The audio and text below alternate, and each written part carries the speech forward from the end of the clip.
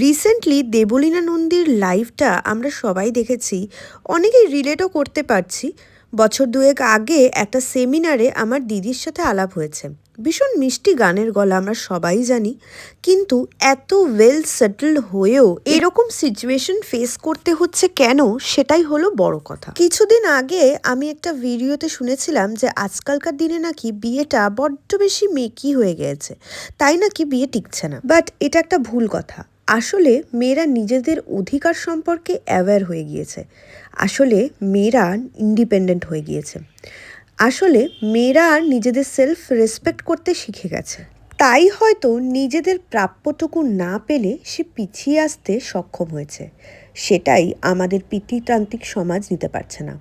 একটা মেয়ে যখনই নিজের অধিকার চাইছে সমাজের চোখে, তখনই সে খারাপ মেয়ের তকমা পাচ্ছে। তাই ডিভোর্স এত বাড়ছে। আমাদের মা ঠাকুমাদের সময়েও এর অন্যথা ছিল না। শুধুমাত্র সাহসের অভাবে তারা বেরিয়ে আসতে পারতো না, অ্যাডজাস্ট করতো। আর এখন মেয়েরা সেটা পারে, তাই তারা খারাপ। আর খারাপ তাদেরকে কারা বানিয়েছে?